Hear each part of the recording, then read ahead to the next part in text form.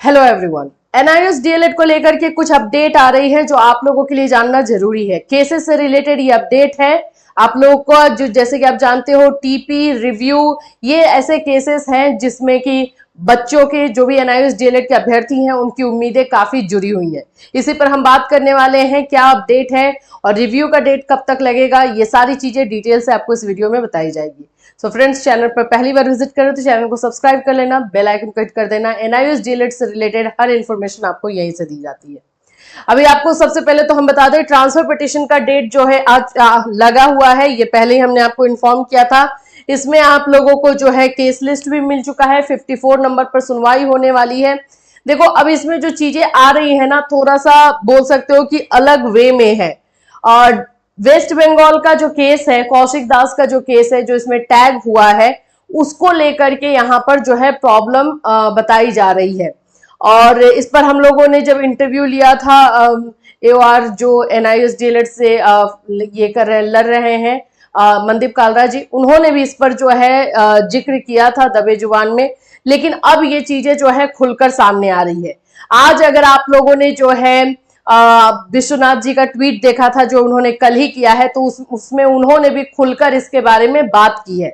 मतलब हम जहां पे बात कर रहे हैं कि वेस्ट बंगाल का केस, जो कौशिक दास का केस है, और वो भी एनआईएस डीएलएड के लिए ही जो फाइट किया जा रहा है, वो केस जो है हमारे यानी कि टीपी, ट्रांसफर पिटीशन और रिव्यू को अगर वीक कर रहा है, अगर कमजोर कर रहा है, तो जाहिर सी बात है कि हम लोगों के लिए फोकस जो है सिर्फ ट्रांसफर पिटीशन और रिव्यू पर होना चाहिए।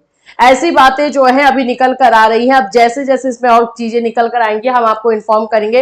हमारा मेन मकसद ये है कि ट्रांसफर पिटीशन में यानी जो 23 तारीख को सुनवाई होने वाली है, उसमें क्या क्या चीजें होती हैं वो हम देखें। उसमें किस तरह से जो है एनआईएस डीएलएड की बातों को रखा जा रहा है, उस पर हम देखें। और साथ ही साथ जो हमारा रिव्यू का है, उसको लेकर के भी ये खबर आ रही है कि बहुत जल्द जो है आप लोगों को जितने हमारे जो केसेस हैं उसमें 1 बाय 1 जो है डेट देखने को मिलेगा। मतलब नेक्स्ट वीक तक ऐसी उम्मीद जताई जा रही है कि आप लोगों को रिव्यू में भी जो है डेट देखने को मिल सकता है। जो कुछ लोग ऐसा भी बोल रहे हैं कि रिव्यू ज्यादा इंपॉर्टेंट है और टीपी नहीं है, ऐसा कुछ नहीं है। दोनों इंपॉर्टेंट है, केस अपनी जगह पर। ट्रांसफर पिटीशन में यह भी बताया जा रहा है कि सीनियर एडवोकेट को उतारने की बात हो रही है कि वहां पे सीनियर एडवोकेट आएंगे और वो जो है एनआईएस डीएलएड वाले मामले में जो है केस को रखेंगे, प्रेजेंट करेंगे। जैसे कि हमने पहले भी बताया था कि केस हमारा जो है स्ट्रांग है, नो डाउट, इसमें कोई डाउट नहीं है। केस ऑफ कोर्स स्ट्रांग है। बहुत सारे ऐसे पॉइंट्स थे जो अभी तक नहीं क्लियर किए गए हैं और इसी की वजह से रिव्यू को एक्सेप्टेंस मिला है ओपन कोर्ट में।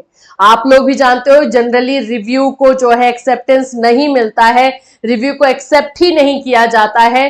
बीएड वर्सेस बीटीसी का मामला आप ऑलरेडी देख ही रहे हो और इसमें एक्सेप्टेंस मिला है, ओपन कोर्ट में सुनवाई की बात की गई है। तो जाहिर सी बात है कि कुछ ऐसे पॉइंट्स, कुछ ऐसे तथ्य, ऐसे फैक्ट्स हैं जिसको अभी एनआईएस डीएलएड की तरफ से रखना बाकी है। तो अभी देखो, इसमें जो है सबसे ज्यादा जरूरी यही हो जाएगा कि हम अपनी बातों को जो है सही तरीके से रख सके। जो जो मुद्दों पर, जो जो पॉइंट्स पर जो है सुप्रीम कोर्ट की तरफ से ऑलरेडी डिसीजन दिया गया है इस मामले में, उसको हम लोग क्लियर कर सके। ये सारी चीजें होने वाली है। तो बाकी जो भी चीजें चल रही हैं उसको अभी हम लोग साइड अलाइन करते हैं। अभी हमारा मेन फोकस रहेगा एनआईएस डीएलएड के ट्रांसफर पिटीशन के केस पर जो 23 तारीख को सुनवाई है, और साथ साथ रिव्यू का जो केस है उसका भी डेट, रिव्यू पिटीशन का भी डेट जो है बहुत जल्दी मिलने वाला है। ये खबर अभी एनआईएस डीएलएड से आ रही है। जैसे ही रिव्यू पिटीशन का डेट मिलेगा, इसमें आगे जो चीजें होंगी वो हम आपको बिल्कुल बताएंगे।